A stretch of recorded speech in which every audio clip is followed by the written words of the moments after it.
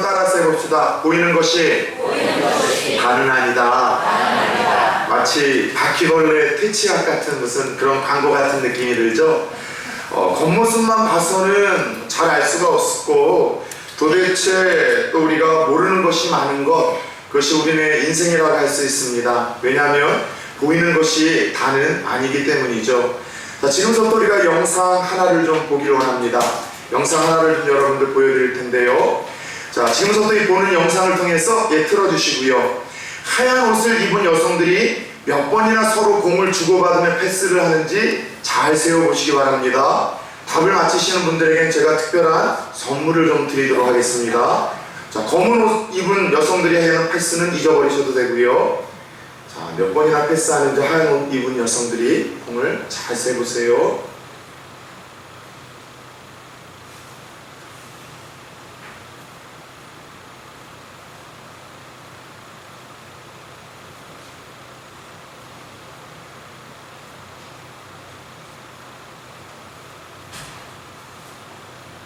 예, 잠깐 멈춰주시고요. 어떻게 몇 번이나 공을 패스했는지 세신 분 계십니까? 예? 12번? 아유, 장로님 눈썰미가 있으셨는데 아쉽습니다. 14번? 아, 아쉬워요, 목사님. 15번 아쉽습니다. 예? 누구예요? 아, 박명자 기사님. 그리고 남경진 기사님이신가요? 예, 맞아요. 16번입니다. 자, 봄, 여름, 가을 중에 하나 선택하십시오. 아, 꽝입니다. 아이고야 세상에. 봄은 CW고 여름은 김치냉장고였었고 겨울은 에어컨이었는데 그 꽝을 선택을 하셨어요. 대신 이따 따라오시면은 제가 우리 소정의 선물을 드리도록 하겠습니다. 16번입니다. 그런데 한번 제가 물어볼게요. 혹시 여러분들 이 공을 주고받는 이 짧은 영상 속에서 고릴라 하나가 나와서 가슴을 치고 지나가는 장면 보신 분들 계십니까? 뭐 손 들어 보시겠어요? 고릴라를 보신 분들. 예, 한 4분의 1 정도밖에 안 되네요. 또 눈치가 빠른 이 공동체에서 이 영상을 보여주면 한 50% 정도가 고릴라를 본다고 합니다. 근데 저희는 한 25% 정도가 본 것 같아요. 자, 고릴라를 보셨던 분들 중에는 그러면은 검은색 옷을 입은 여성들이 하나가 중간에 빠졌다는 사실을 보신 분 계십니까? 조이구 집사님 보셨어요? 야, 대단합니다. 그렇다면 집사님 혹시 커튼 색깔이 바뀌었다는 거는 아시겠습니까? 예. 다른 분들은 여러분 40초 동안 뭘 보신 겁니까?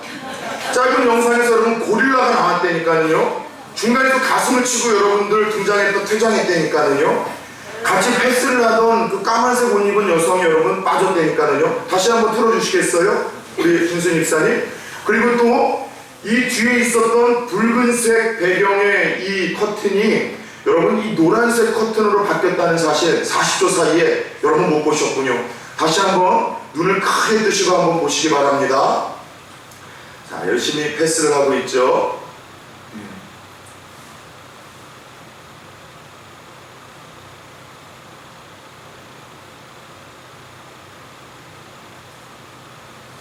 예. 고릴라가 가운데 와서 가슴을 치고 가는 이걸 못 보셨어요? 자, 조금 이따 좀 커튼색이 바뀐 것도 보셨습니까? 빨간 노란 거. 그리고 검은색 옷 입은 여성이 하나 빠졌습니다. 예, 멈춰주시고요. 꺼주셔도 될 것 같습니다. 여러분, 이 영상은요, 우리의 눈으로 볼 수 있는 것이 다가 아니라는 것을 증명하는 그런 다음과 같은 영상이었었습니다. 많은 사람들이 그러잖아요. 눈으로 볼 수 있는 것만 믿겠다고. 눈으로 보는 것이 다라고 이야기를 합니다.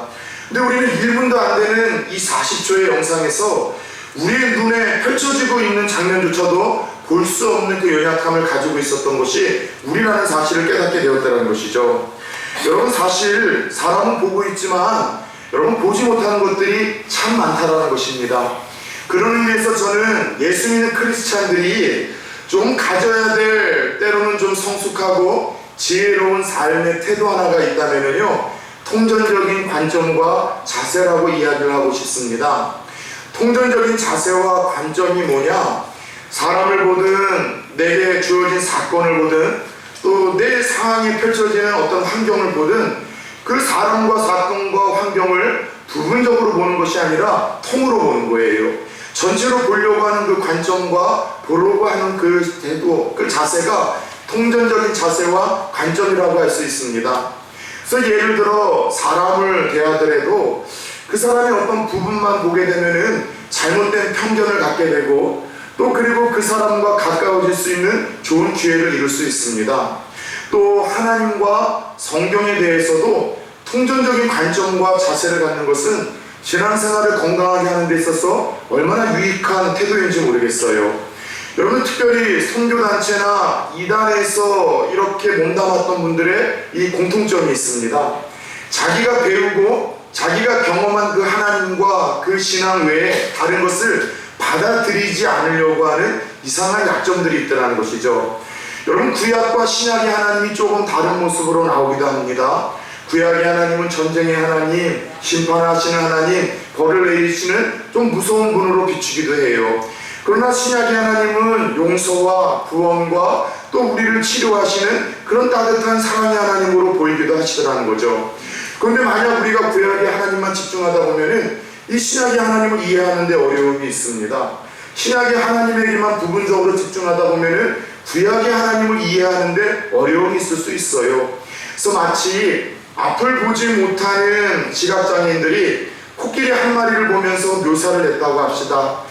누군가는 배를 만지면서 코끼리라는 것은 이렇게 부들부들하고 또 이렇게 또 넓고 풍부한 거구나. 또 누군가는 코끼리의 코를 만지면서 코끼리라는 것은 쭈글쭈글하고 이렇게 긴 게 코끼리구나. 누군가는 코끼리의 다리를 만지면서 잘 빠진 나무처럼 이렇게 기둥과 같은 것이 코끼리구나 라고 이야기를 합니다. 근데 그들이 묘사한 코끼리는 코끼리예요, 아니에요? 코끼리 맞습니다. 그러나 그것이 다 코끼리라고는 할 수는 없어요. 왜요? 통전적으로 본 것이 아니라 부분적으로 본 것이기 때문이라는 것이죠. 또 중요한 것은 사람을 대하든 내게 주어진 사건을 대하든 내 삶에 펼쳐지고 있는 환경을 대하든 눈에 보이는 것이 다는 아니다라는 이 간단한 진리 하나만 가슴에 새기고 살아도요, 우리는 실수할 수 있는 것들에서 우리 자신을 보호할 수가 있고 더 성숙하고 지혜로운 삶을 살아낼 수가 있다는 것이죠. 흥미로운 것은 오늘 함께 읽었었던 본문에서도 그런 사람들의 스토리가 등장하고 있습니다. 이스라엘 백성들이 홍해 바다를 건너온 후에 이스라엘 백성들은 기적을 베푸신 그 하나님으로 인해서 춤을 추며 찬양을 하고 감사하는 모습을 보였습니다. 그도 그럴 것이 여러분들 그 홍해 바다를 가르시고 그 홍해 바다를 건너게 하셨던 그 기적의 하나님, 그리고 자신들을 죽이기 위해서 쫓아왔었던 애굽의 군사들을 바닷물로 수장시켜 주신 그 살아계신 하나님을 눈앞에서 경험하고 체험했으니 얼마나 짜릿했겠습니까? 그 하나님을 찬양하고 감격하던 그런 이스라엘 백성들의 모습이 기록이 되어 있습니다. 그러나 얼마 가지 못해서 그들에게 문제가 하나가 생겼습니다. 오늘 본문 22절을 보니까 그런 하나님의 짜릿한 기적을 체험한 후에 3일도 되지 못해서 광야에 들어선 동안 물을 마실 수 없었던 이 갈증을 경험하게 되었던 것이에요. 여러분, 그런 것 같아요. 사람이 먹지 못하는 배고픔도 큰 고통이지만 배고픔보다도 이 갈증이 얼마나 큰 고통인지 모르겠습니다. 여러분들도 다 금식 한 3일에서 5일, 일주일, 40일씩 한두 번은 다 해보셨잖아요. 그죠? 네? 근데 금식을 해보신 분들은 아시겠지만은 한 일주일까지도 먹는 것, 참는 것도 참 고통스럽지만은 먹는 것, 참는 것은 가능해요. 그런데 저도 이렇게 금식을 하면서 온전히 이 단수, 물까지도 마시지 않고 금식을 시도해 보려고 했는데 하루도 버티지 못하겠다는 거예요. 그래서 어떤 분들은 40일 동안 먹지 않고는 버틸 수가 있지만 이 물은 일주일만 마시지 않아도 탈수 현상으로 죽을 수 있을 정도로 먹지 못하는 것보다도 더 인간에게 주어지는 끔찍한 고통이 있다라면은 그것이 여러분들 이 갈증이라고 할 수가 있습니다. 근데 이스라엘 백성들이 3일 동안 물을 마시지 못했던 거예요. 그래도 다행히 3일째 되는 날 작은 샘 하나를 발견했습니다. 살았다 싶은 마음으로 달려가서 벌컥벌컥 물을 마시다가 모두 이 물을 다 내뱉게 되었습니다. 왜냐하면은 오늘 그 물은 너무나 짜고 너무나 써서 먹을 수 없는 그런 물이었기 때문이라고 이야기를 합니다. 자, 마실 물은 없죠. 지금까지 여러분들 갈증을 인하여 죽을 것만 같았죠. 주위를 보더라도 풀 하나 보이지 않는 사막에서 헤매고 있죠. 앞으로도 물을 발견할 기미는 보이지 않죠. 상황이 이러다 보니 이스라엘 백성들의 고질병이 또 등장을 합니다. 하나님과 또 모세를 향해서 원망과 불평을 하기 시작을 하더라는 것이죠. 여러분, 3일 전만 해도 하나님을 찬양하고, 야, 하나님 정말 살아계시다, 예수 믿기 잘했다, 하나님이 나만 사랑하시는 것 같네, 그렇게 노래를 하던 이스라엘 백성들인데, 마실 물이 없다라고 환경이 조금 불편하자 또 죽을 것 같다라고 하나님에게 또 모세에게 원망 불평을 하는 이스라엘의 백성들, 여러분 낯설지가 않습니다. 어디서 많이 본 모습 아닙니까? 오늘 이 시대를 살아가는 종을 비롯한 우리 성도들의 모습이 오늘 이스라엘 백성들의 모습과 흡사하지 않는가 싶은 생각을 갖습니다. 사실 우리도 살다 보면은 이스라엘 백성들이 경험한 홍해를 건너는 것과 같은 짜릿한 기적을 예수 믿는 우리들도 맛볼 때가 있어요. 기대하지 않고 참여한 어느 한날의 특별한 예배를 통해서 하나님이 내게 은혜를 주실 때, 그래서 막 하나님이 나만 사랑하는 것처럼 느껴지는 거예요. 하나님이 우리 가정만 사랑하시는 것 같고 우리에게만 축복하시는 것 같지만 느껴질 때가 있습니다. 특별히 내가 기도하던 어떤 기도 제목이 즉시로 응답이 될 때가 있잖아요. 하나님 정말 살아계신 것 같고 그분이 정말 전능하신 것 같고 정말 그분 잘 믿기를 한 것 같다, 그리고 내가 교회를 나가고 신앙생활을 한 것이 정말로 잘 선택한 것 같다라는 그런 기쁨이 우리에게 주어질 때가 있습니다. 그럼에도 불구하고 문제는 그 기쁨과 감격이 오래가지 못한다는 것이죠. 우리의 신앙생활이라는 것은 롤러코스터를 타는 것과 같이 하나님이 그 은혜를 예배 가운데 주시고 기도의 응답을 주셔서 감격을 주시고 내게 무언가 평탄케 하시고 형통케 하심으로 말미암아 살아계시다는 것, 나를 특별히 사랑해 주신다는 감격을 가지고 기쁘게 신앙생활을 할 때도 있지만, 우리의 신앙이라는 것은 곤두박질을 칠 때가 있어요. 뜻하지 않은 인간관계에서 자녀들 문제 때문에, 건강 문제 때문에 사업이 어려워서 마치 오늘 이스라엘 백성들처럼 뜻하지 않은 곳에서 쓴물이 나와서 우리를 고통스럽게 할 수밖에 없는 것, 이것이 인생이요 신앙생활이라고 말씀을 하고 있습니다. 그 가운데 고난의 이유라도 좀 알면 좋으련만, 도대체 내 가정에 왜 이런 어려움이 왔는지, 내게 왜 이런 쓰디쓴 물이 내가 마셔야만 하는지 그 이유와 원인을 알지 못해서 더더욱 고통스럽게 살 소망을 잃어버리는 순간도 우리들에게 얼마나 자주 찾아오냐는 것이죠. 그리고 그러한 답답함을 가지고 교회에 옵니다. 하나님으로부터 어떤 해답을 들을까 싶어서 목사님을 찾아가 신방을 하고 상담을 요청하기도 합니다. 목사님, 왜 우리 자녀는 예수를 잘 믿어도 이 모양 이 꼴입니까? 왜 우리 가정에는 하나님을 섬기고 있음에도 불구하고 왜 이런 어려운 순간과 시간들이 주어집니까? 그리고 솔직히 그런 안타까운 질문에 앞에 서 있는 목사도 뭐라 이야기를 해줄 수 없는 답답함들이 참 많아요. 그날에야 가서나 하나님 앞에 서서 해서 그때나 비로소 나도 알게 될 그 사랑하는 성도들에게 삶에 찾아오는 고난의 이유, 쓰디쓴 물을 마시게 하시는 하나님의 그 섭리를 그때서야 알게 될 일들이 참 많더라는 것이죠. 그럼에도 불구하고 오늘 이 마라의 사건만큼은요, 하나님이 이스라엘 백성들에게 고난을 허용하신 분명한 이유와 그 의미를 밝히고 있다는 데에 대해서 조금 우리가 주목할 필요가 있습니다. 그렇다면 때때로 우리의 삶에, 자녀들의 삶에 하나님이 쓰디쓴 마라의 물을 경험케 하시는 그 이유가 무엇일까요? 그 뜻이 무엇일까요? 특별히 요즘 여러 모양으로 삶이 힘들고 또 건강에 어려움이 있는 성도님들이 계시는데, 오늘 말씀을 통해서 특별하게 주시는 하나님의 음성이 들려질 수 있기를 예수 그리스도의 이름으로 축원합니다. 적어도 오늘 이스라엘 백성들에게 이 고난을 허용하셨던 하나님의 의미와 의도는 무엇이었을까요? 첫 번째, 오늘 쓰디쓴 마라의 사건은 따라서 해봅시다. 하나님의 시험이었습니다. 예, 하나님의 시험이었음을 성경은 의도적으로 밝히고 있습니다. 자, 저를 보세요. 오늘 이스라엘 백성들이 하나님의 기적을 체험하고 찬양하고 감사하고 춤을 추다가 이렇게 원망하고 불평하는 마라의 쓴물을 마시기까지 잘못한 것이 있었어요? 없었어요? 성경을 보면 잘못한 거 없었습니다. 죄 지은 거 없었었는데도 이런 아픔이 찾아왔어요.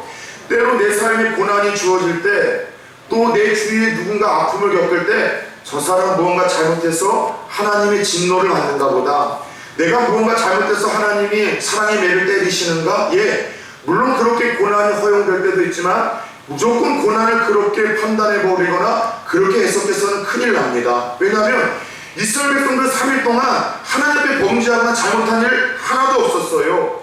오히려 홍해 바다를 건넌 후에 하나님 찬양했습니다. 감사했습니다. 춤을 췄습니다. 하나님을 하나님 되게 하는 성숙한 모습까지도 보였던 그들이었었습니다. 그럼에도 불구하고 어느 날 쓰디쓴 고난을 마주하게 된다면 이런 상황을 어떻게 우리는 해석하고 받아들여야 되냐는 것이죠. 오늘 본문 25절을 보십시오. 후반절에는 그들이 경험하고 있는 마라의 쓴물을 이렇게 표현을 하고 있습니다. 따라서 해봅시다. 그들을 시험하실세. 하나님께서 그들을 시험하시기 위해서 주신 사건이었음을 강조하고 있어요. 하나님의 시험이었다는 것이죠. 이 시험은 마치 학교에서 선생님들이 학생들을 대상으로 치르는 시험과 같은 맥락이라고 이해하면 좋을 것 같아요. 여러분, 어떤 선생님이 학생을 골탕 먹이기 위해서 시험 문제를 내겠습니까? 적어도 여러분들이 선생님이 학생들에게 시험 문제를 낼 때는 의도가 있어요. 어떤 의도요? 무언가 주고자 하는 것이죠. 자, 우리 가운데 학생들도 있고 또 이미 다 어른들이 대부분인데 한번 여러분 떠올려 보십시오. 학창시절에 나는 시험 기간이 다가오기만 하면은 가슴에 설레었다거나 시험 기간이 다가오면은 막 행복해졌다는 분들이 있으면 한번 손들어 보십시오.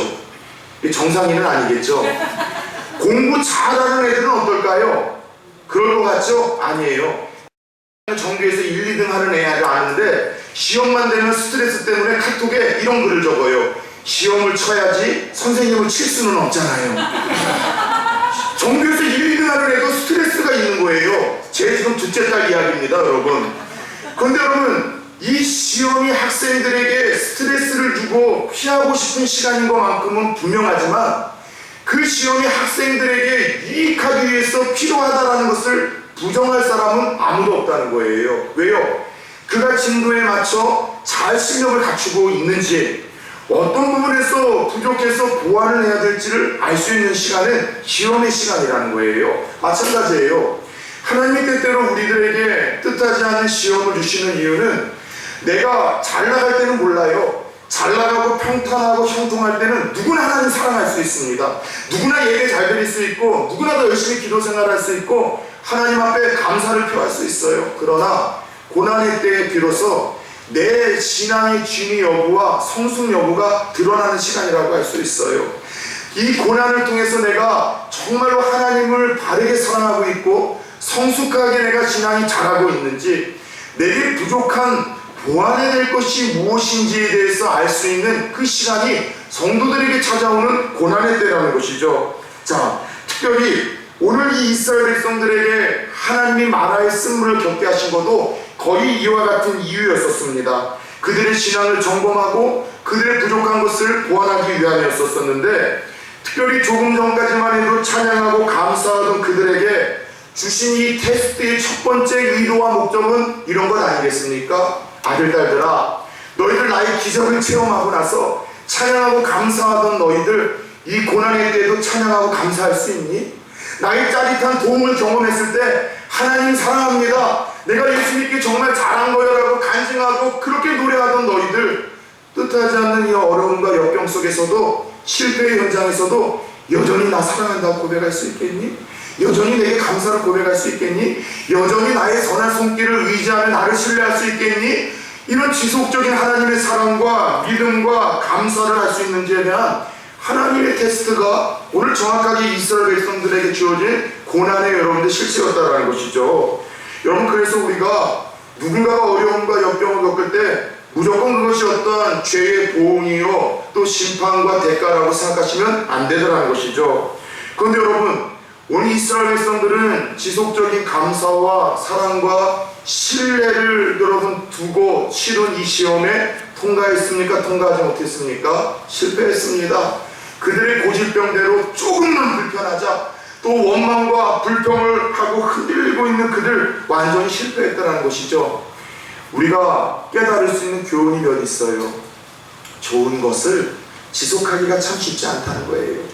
하나님의 기적을 체험하고 응답을 체험했어도 그 감사와 하나님 사랑하는 그 믿음, 좋은 것은 유지하기가 참 어려워요. 자신 3일이라는 것 좀 조금만 불편하면은 쭈글도 바꿀 수 있는 것이 우리의 마음이에요. 따라서 내가 하나님 앞에 감사하고 사랑하고 하나님 앞에 믿음을 갖는 것을 유지하기 위해서는 따라서 봅시다. 은혜가 필요하다. 네, 그 은혜가 지속적으로 있어야지만 우리는 조금의 불편한 환경 속에서도 잘 나갈 때 드렸던 감사와 찬양과 신앙 고백을 드릴 수 있는 사람들이라는 것이죠. 두 번째 깨닫는 교훈은 무엇이냐? 사람 믿을 거 못 된다는 거예요. 조금 전까지만 해도 모세가 최고의 지도자이라 이야기를 하던 그들이 조금만 불편하니까 원망할 대상을 찾습니다. 돌 던질 대상을 찾습니다. 그게 누구예요? 모세예요. 모세. 그래서 우리 가운데 전도의 임원들 있으세요? 선생님들이 있으세요? 혹은 여러분 세상에서 어떤 리더의 자리에 있는 오너들이 있으십니까? 여러분들은 돌 맞을 마음의 준비를 하셔야 돼요. 정상에 서 있는 나무는 사방에서 불어오는 바람을 받아줄 수밖에 없습니다. 그리고 따르는 사람은 조금만 불편하고 어려우면은 돌 던질 대상을 찾는데 그게 리더예요. 그래서 사람은 따라서 해봅시다. 믿음의 대상이 아니라 이해의 대상이다. 사람 믿었다가는 상처 입어요. 사람 믿었다가는 낙심해서 회복이 불가능합니다.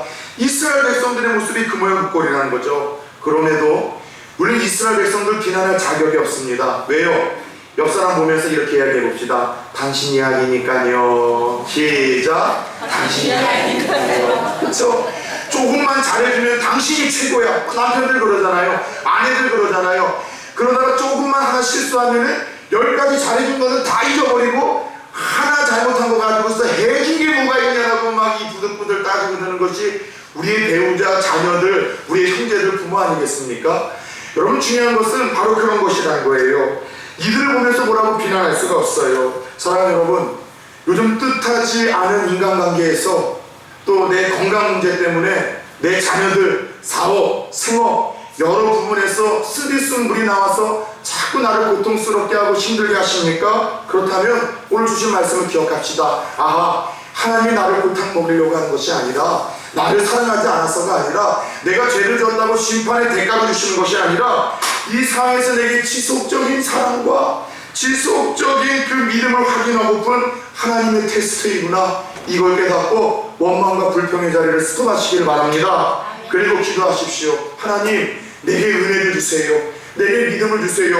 그래서 이 시험을 잘 통과할 수 있도록 더 큰 은혜를 주시고 믿음을 주셔서 원망하거나 불평하거나 하나님 의지하거나 기도의 자리를 떠나지 않게 하시고, 오히려 고통과 고난 속에서도 끝까지 하나님을 사랑하게 하시고 끝까지 하나님을 신뢰하게 하셔서 하나님과 지켜보는 사람들에게도 감동을 줄 수 있는 욥과 같고 다니엘과 같고 다윗과 같은 하나님의 주인공 되게 하여 주시옵소서. 이것이 저와 여러분들의 성숙한 마음의 소원 되기를 축원합니다. 두 번째는 이스라엘 백성들에게 주어진 쓰디쓴 마라의 의미는 하나님을 만나는 시간이었었음을 하나님은 말씀하십니다. 이 고통의 자리는 그들이 하나님을 진하게 만나는 그런 축복의 시간이었음을 이야기합니다. 자, 마실 물이 없자 그들은 하나님과 모세 앞에 원망과 불평을 하기 시작합니다. 그런데 그 마실 물이 없는 똑같은 상황에서 원망과 불평을 다 받고 있는 모세는 어떻게 반응합니까? 오늘 말씀을 보니까 여호와께 따라서 해봅시다. 부르짖었더니 못하고 있어요? 모세는 기도를 하고 있어요. 이거를 보면은요, 영적인 아이와 영적인 거인이 이 고난의 때에 여지없이 드러나요.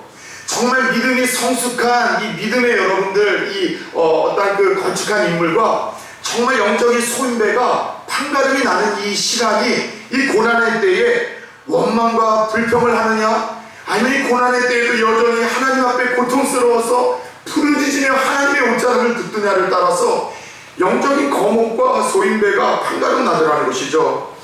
여러분, 불평과 불만은 문제를 해결하는 데 조금도 도움이 되지 않습니다. 불평과 불만은 하나님을 진노케 하고 문제를 어렵게 만들고 나 자신을 더 초라하게 만들고 자기 없는 일에 빠지게 만든다는 것이죠. 그러나 기도하면 문제가 풀리는 줄 믿습니다. 왜요? 내가 모르는 것 아시고 내가 볼 수 없는 것 보시고 내가 할 수 없는 것 하실 수 있는 그 전능하신 엘샤다이의 하나님이 간섭하시기 때문입니다. 그 문제 속에 개입하시기 때문입니다. 특별히 전능하신 하나님이 말도 안 되는 이 상황 속에서 어떻게 모세의 기도를 듣고 개입하셨을까요? 본문 25절입니다. 모세야, 저 앞에 나뭇가지 하나 보이니? 예, 하나님 보입니다. 그 나무 하나를 잘라서 물에 던져보렴. 이해할 수 없는 하나님의 명령에 모세는 순종해서 던져놓습니다. 그런데 여러분, 그 말도 안 되는 이해할 수 없는 그 순종을 통하여 기대치 않았었던 역사가 일어났어요. 그 너무나 짜고 쓰디쓴 물이 달아진 겁니다. 변화가 된 거예요. 치료가 된 겁니다. 단 물로 바뀌어서 물을 마실 수가 있었던 것입니다. 여러분, 중요한 것은 오늘 모세가 꺾어서 던졌던 그 나무에는요, 하나님이 우리들에게 알려주고자 하시는 아주 중요한 영적인 의미가 하나 있습니다. 치료를 위해서 던져진 이 나무의 의미가 무엇인 줄 아세요? 훗날 예수님께서 달리실 십자가를 의미하고 예표하는 것입니다.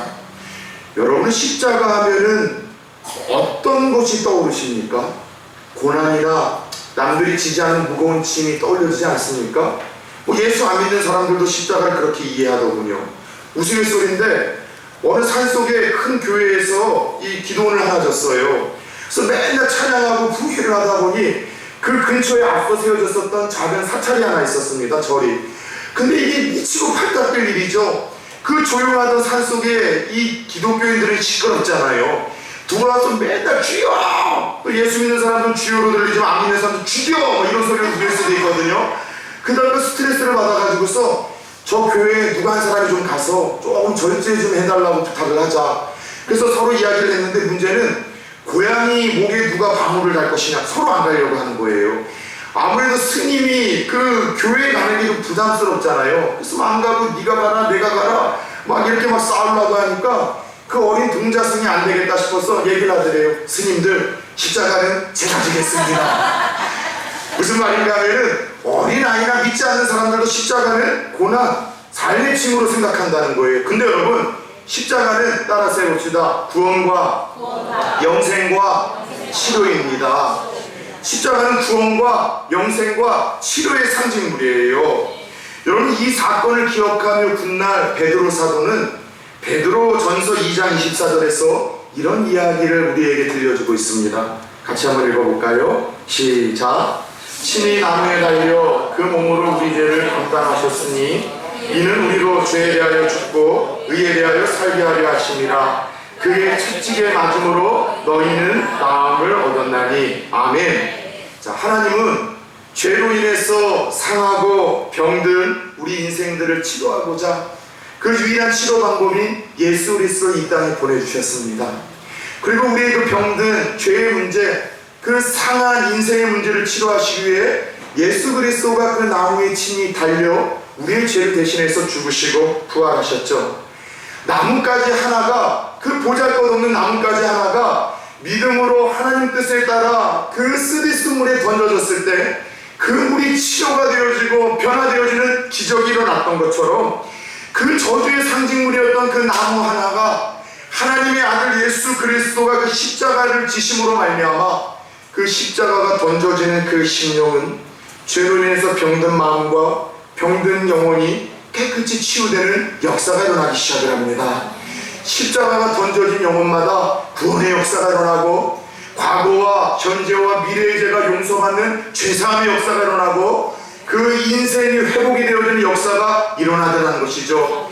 그 보잘것없는 저주의 상징물인 십자가를 끌어안는 나라마다 회복이 되어집니다.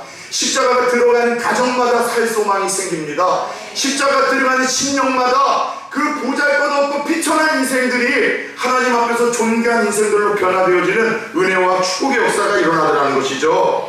그런 의미에서 이 마라의 사건은 장차 오실 예수 그리스도로 일어날 일들, 예수님으로 일어나요 그분이 우리의 인생에 하실 일들이 무엇인지를 예표하는 사건이었어요. 예수님 십자가에 달리심으로 인하여 죄로 인하여 병들고 상하여 영원한 불못으로 갈 수밖에 없는 우리들에게 영원한 천국을 주실 수 있고 영원한 구원을 주실 수 있고 영원한 죄사함과 영생을 줄 수 있는 유일한 진리요 길이요 생명인 줄 믿으시기 바랍니다. 예수 그리스도가 내 가정에 찾아오시면 우리 가정이 회복이 되어집니다. 예수 그리스도가 내 심령에 찾아오면 내 인생이 변화가 되어지고 새로워지는 줄 믿으시길 축원합니다. 사실 예수 믿는 이들이 평생 동안 질문을 하고 찾아야 될 답이 하나 있다면 전 그거라고 생각해요. 하나님이 정말 누구이신가? 예수님이 정말 누구이신가? 부산 초원교회는 없습니다. 그러나 적어도 제가 대형교회에서 20여 년 동안 목회를 하며 느낀 거는 교회를 다니지만 하나님을 믿지 않는 성도, 하나님을 믿지 않는, 죄송합니다, 집사님 권사님들이 너무 많아요. 하나님이 누군지를 모르시는, 예수님이 누군지를 모르는 그런 교회 안에 앉아있는 분들이 너무 많아요. 목사가 볼 때마다 그것이 눈물 날 때만큼 아프고 고통스러워요. 하나님 얼마나 선하신 분인데, 얼마나 아름다우신 분인데, 얼마나 좋으신 분인데, 우리의 영혼의 모든 질병과 환경의 모든 병과 내 심령의 병을 다 치유하시는 능력과 은혜와 사랑이 그분에게 있는데 그분을 알지 못하니 그 은혜와 사랑과 능력을 맛보지 못하는 이들을 볼 때마다 너무나 마음이 아프다라는 것이죠. 여러분, 그런 의미에서 하나님이 어떤 분인지, 예수리가 어떤 분인지 우리가 알아가는 여러 가지 방법이 있죠. 많이 말씀드렸죠. 이토스의 영역이 있다고 했잖아요. 성경을 보고, 성경을 읽고, 성경을 연구함으로 내 지식과 내 머리로 하나님을 알아가는 사람들이 있습니다. 이게 좋아요. 파토스의 영역이 있어요. 찬양하다가 내게 막 뜨뜻미지근한 막 감동을 주셔서 막 하나님을 경험하고 하나님의 사랑을 체험하는 이들이 있습니다. 파토스의 영역이에요. 미토스의 영역이 있다고 했죠. 여러분, 미스테리라는 그 영어의 어원입니다. 신비한 영역. 특별하게 내가 죽을 병이 걸렸는데 치료해 주시거나 나에게 어떤 신비한 환상과 체험을 하나님께서 하게 하셔서 하나님을 알아가게 하시는 경우가 있습니다. 이토스의 영역이 있어요. 말씀대로 순종하다가 말씀대로 역사하시는 하나님을 경험하는 이들이 있어요. 여러분, 우리는 이 여러분들 이 로고스의 영역, 머리와 그리고 파토스, 가슴의 영역으로도 하나님을 만날 수 있어요. 그래서 여러분, 머리는 좀 성도들이 차고 가슴은 뜨거워야 되는데 때때로 이것이 거꾸로 되어 있는 성도님들이 있어요. 머리는 뜨거워요. 그래서 생각 없이 그냥 눈에 좋은 대로 감정이 이끌리는 대로 그렇게 살아갑니다. 가슴은 언제나 냉랭해요. 찬양을 할 때 입을 벌리지를 않아요. 기도할 때 딴 생각을 해요. 말씀을 듣더라도 다른 생각을 하다 보니 내게 집중할 때 내게 다가오시는 그 하나님을 파토스 영역에서 만날 수가 없다는 것이죠. 머리는 차갑고 가슴이 뜨거움으로 하나님 만나는 여러분들 되기를 축원합니다. 그런데 하나님을 여러분 만나는 영역은 머리와 가슴만이 아니라 우리의 삶에서 몸과 영혼으로 하나님을 만나는 시간이 있는데 그때가 바로 고난의 때라는 거예요. 믿음의 열조들이 하나님을 체험했을 때는 다 광야의 시간이었습니다. 고난의 시간이었습니다. 아무것도 보이는 것이 없었고 아무것도 들리는 것이 없었고 아무것도 잡을 수 없었던 인생의 가장 추운 그 시절, 가장 외롭고 고독한 그 시절에 그 믿음의 열조들은 하나님을 만났습니다. 가장 대표적인 사람이 또 한 사람 있다면 최근에 여러분들 이 지성인으로서 이 어떤 영의 세계를 알려주고 있는 전도사 우리 이어령 씨를 들 수 있을 것입니다. 여러분, 이어령 씨 아십니까? 우리나라 최고의 지성인이라고 할 수 있겠죠. 전문하고 장관이고요. 그분이 쓰시는 그 필력으로 인한 그 글들은 수많은 지성인들과 젊은이들에게 뜨거운 도전을 안겨줬습니다. 그런데 이분이 여러분 대놓고 안티예요. 그래서 여러분, 이 교회와 성도와 신앙에 대한 것은 대놓고 젊은 시절 여러분 글을 쓰셨고 예수 믿으라는 예자도 이분 앞에서 꺼내지 못할 정도로 날카로우신 분이셨습니다. 근데 이분이 예수를 믿었어요. 그리고 이분이 하나님 앞에 나와 그 지성에서 영성을 하는 책을 통해서 수많은 젊은이들에게 자신이 만난 하나님을 증거하는데 이분이 하나님을 언제 만났는가? 그 사랑하는 딸 이민아 씨가 갑상선 암이 재발돼서 회복 불가능하다는 이야기를 들었을 때 그 딸을 마지막으로 보려고 그 딸이 살고 있는 하와이로 갔더니 이민아 씨가 아버지를 손을 붙들고 부탁 하나 하더래요. 아버지, 평생의 소원 하나 있는데 저하고 함께 교회 한 번만 가주세요. 딸의 죽어가는 마지막 소원이라 손에 이끌려 그렇게 교회에 갔습니다. 평생 미련한 사람들, 광신론자들, 정말 없는 그 절대자를 향해서 정말 이 허무한 이 요청을 하는 그들이라고 생각했던 그 교회에 가자마자 그날 엎어져서 펑펑 울었다고 합니다. 그 고난의 때 그 강박한 심령이 찾아오시는 그 하나님을 만난 후에 그분이 쓰신 글 하나가 있습니다. 바로 어느 무신론자의 기도라라는 시입니다. 제가 읽어드릴게요. 하나님, 당신의 제단에 꽃 한 송이 바친 적이 없으니 절 기억하지 못하실 겁니다. 그러나 하나님, 모든 사람이 잠든 깊은 밤에는 당신의 낮은 숨소리를 듣습니다. 그리고 너무 적절할 때 아주 가끔 당신 앞에 무릎을 꿇고 기도를 드립니다. 하나님, 어떻게 저 많은 별들을 만드셨습니까? 그리고 처음 바다에 물고기를 놓아 헤엄치게 하셨을 때, 저 은빛 날개를 만들어 새들이 일제히 날아오를 때 하나님도 손뼉을 치셨습니까? 아, 정말로 하나님 빛이 있어라 하시니 거기 빛이 있더이까? 사람들은 지금 시를 쓰기 위해서 발톱처럼 무린 가슴을 찢고 코피처럼 진한 눈물을 흘리고 있나이다. 모래알 만한 별이라도 좋으니 제 손으로 만들 수 있는 힘을 주소서. 아닙니다. 하늘의 별이 아니라 깜깜한 가슴속 밤하늘에 떠다닐 반딧불만한 빛 한 점이면 저에게 족하겠습니다. 좀 더 가까이 가도 되겠습니까? 하나님, 좀 더 가까이 가도 되겠습니까?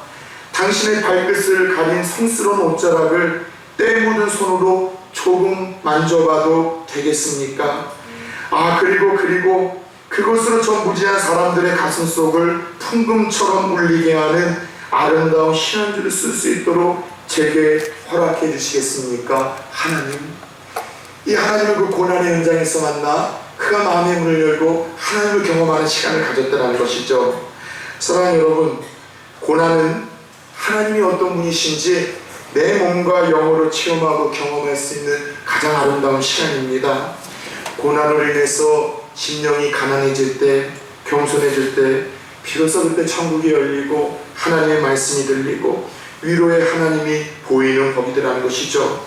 특별히 오늘 이스라엘 백성들은 이 고난의 때에 그들이 하나님을 만났는데 그들이 만난 하나님은 어떤 분이셨습니까? 오늘 26절을 보면 따라서 해봅시다. 여호와 라파, 치유하시는 하나님이셨어요. 고치시는 하나님이셨습니다. 우리 가운데 지금 고난의 현장에 있는 분들이 있다면 우리의 삶과 환경과 인생과 과거의 상처와 실패와 죄로 인해서 얼룩진 우리 영혼의 질병까지도 능히 치료할 수 있는 이 하나님을 만나는 은혜가 여러분들에게 주어지기를 축원합니다. 수고하고 무거운 짐진 자들아 다 내게로 오라. 주님께서 이 말씀을 주시는 것으로 보아 우리가 수고하고 고통을 당하는 이유가 뭐라고요? 하나님으로부터 멀어졌기 때문이에요. 좀 더 가까이 가도 되겠습니까? 라는 이 진솔한 이어령 씨의 이 신앙의 고백이 오늘 고난과 역경의 자리에 있는 누군가가 있다면, 교회의 뜰 안에 늘 거하지만 그 하나님의 지성소 깊은 곳에서 하나님을 아직도 만나고 또 예수를 체험하지 못한 분들이 있다면 그 하나님을 만날 수 있는 은혜가 주어질 수 있기를 예수 그리스도의 이름으로 축원합니다. 끝으로 이 마라의 사건은 눈에 보이는 것이 다가 아님을 보여주는 그런 사건이었습니다. 하나님의 백성들은 믿음으로 살아야 됨을 보여주는 그런 사건이었었다는 것이죠. 자, 하나님께서 이 마라의 셈을 치료하신 여호와 라파 하나님을 경험케 하셨고, 그리고 그들을 회복시키기 위해 다시 그들을 최종적으로 이끌어갔던 곳이 어디였었습니까? 오늘 본문 27절을 함께 읽어보도록 하겠습니다. 시작! 그들이 엘림에 이르니 거기에 물샘 10뿔과 종려나무 70그루가 있는지라. 거기서 그들이 그 물 곁에 장막을 치니라. 자, 12개의 물샘, 그리고 70그루의 대추 야자나무, 그러니까 종려나무가 있는 오아시스 아닌 오아시스로 그들을 이끌으셨습니다. 사실 오아시스도 아니에요. 오아시스는 샘 하나에 그 물의 근원을 통해서 여러분들 야자수가 있는 것이 오아시스인데, 여기는 12개가 있고 70그루를 한다면 지상의 파라다이스라고 할 수 있습니다. 그동안 그들의 결핍, 그들의 부족함, 그들의 궁핍함, 그들의 연약함을 한방에 채울 수 있는 모든 것들이 준비된 이 엘림이라는 곳이 준비되어 있었고 하나님 그들을 이끌으셨어요. 근데 재밌는 것은 우리 완벽하게 준비가 되어 있었던 이 축복의 장소 이 엘림이 그들이 목마르다, 죽겠다, 다 끝났다라고 그 난리를 치던 그곳에서 불과 남쪽으로 한 10여 킬로밖에 안 떨어진 그런 가까운 거리에 있었다는 사실을 아십니까? 아주 가까운 거리에 이 오아시스가 완벽하게 준비가 되어 있음에도 불구하고 그들은 죽겠다고 그 난리를 친 거예요. 왜요? 보이는 것이 다라고 믿고 살았기 때문입니다. 하나님을 믿었지만, 예수를 믿었지만 내 눈에 보이는 것이 다라고 생각하며 살았기에 그들에게는 엘림이 보일 리가 없었더라는 것이죠. 자, 여러분, 마라의 쓴고통이 우리에게 찾아올 때 여러분, 우리가 잊지 말아야 될 것은, 따라서 봅시다. 보이는 것이 다는 아니다. 지금의 절망의 현실, 도저히 답이 없어 보이는 현실, 그리고 더 나아지지 않을 것 같은 현실, 그게 다는 아닙니다. 하나님이 우리를 인도하신다면, 조금만 버텨낸다면, 조금만 견뎌낸다면, 조금만 하나님을 신실하게 의지하며 그를 붙들고 나간다면 우리에게 필요한 최상의 엘림의 장소를 준비하시고 예비하시는 분이 저와 여러분을 이끌 자리로 이끄신 우리 아버지 하나님이신 줄 믿으시기 바랍니다. 그래서 청교도들은 그들의 삶이 어렵고 힘들 때마다 다음과 같은 이야기를 서로 격려했대요. The best is yet to come. 가장 좋은 것은 아직 내게 오지 않았다. The best is yet to come. 가장 좋은 때는 나에게 오지 않았다. 힘들고 어려워서 포기하고 싶은 분들이 있다면 여러분 자신을 향해서 선포하시기 바랍니다. 내게 있었어도 가장 좋은 때는 아직 오지 않았다. 곧 올 것이다. 곧 임할 것이다. 곧 주어질 것이다. 곧 하나님의 엘림으로 이끌어 주실 것이다. 히브리서 11장 1절 2절에서는 이렇게 이야기를 하십니다. 믿음은 바라는 것들의 실상이요 보이지 않는 것들의 증거니 선진들이 이로써 증거를 얻었느니라. 그래요. 보이지 않는 것을 확신하며 사는 것, 이것이 진짜 믿음이래요. 보이는 것에 우리가 전전긍긍하면서 보이는 것에 지배를 받는 것은 믿음이 아니라 보이지 않는 그 하나님의 일하심, 보이지 않는 그 하나님이 나를 위해서 준비하신 그 축복, 보이지 않는 그 하나님의 그 놀라운 은혜를 우리가 바라보고 보이지 않는 하나님의 그 살아계심과 천국과 나를 위해서 예비하신 상급을 바라보며 사는 것, 이것이 진짜 믿음이래요. 여러분, 하나님이 우리들에게 천국을 보여주신다면 보고도 예수를 안 믿을 사람이 누가 있겠습니까? 천국에서 우리의 상급과 하나님의 칭찬을 미리 보여주신다면 그걸 보고서도 이 땅에서 여러분 헌신하지 않고 봉사하지 않고 하나님에게 드리지 않을 이들이 누가 있겠습니까? 기도함으로 말미암아 하나님이 일하신 놀라운 기도의 응답의 역사를 미리 앞서 볼 수 있다면 기도하지 않는 사람이 누가 있겠냐는 것이죠. 그러나 진짜 믿음이라는 것은 보이지 않아도 믿는 것이고 보이지 않아도 의지하는 것이고 보이지 않아도 지속적으로 사랑하고 하나님을 신뢰하며 나가는 것, 이게 진짜 믿음이라는 것이죠. 그래요. 믿음이란 내 눈에 보이는 것이 다는 아니다. 할렐루야. 이놈의 하나님이 나를 위해서 일하고 계시는 열심이 있다. 하나님의 축복이 있다. 어려움 속에서도 난 지속적으로 하나님 사랑하겠다. 지속적으로 은혜의 자를 지켜내겠다. 지속적으로 따름으로 하나님의 시험에 합격하겠다. 하나님께서 나의 문제를 반드시 치료하실 것이고 결국 축복의 장소인 엘림으로 인도하실 것이다. 이 믿음이 진짜 믿음인데 보이는 것을 넘어 보이지 않는 것을 믿음으로 말미암아 보이는 역경과 시험 속에서도 하나님의 시험에 합격하여 또 다른 축복의 주인공이 되어질 수 있는 저와 여러분들이 되어질 수 있도록 하나님을 만나는 또 다른 이 어려움과 같은 이 시대의 주인공들이 되어질 수 있도록 예수님의 이름으로 축원합니다. 아멘.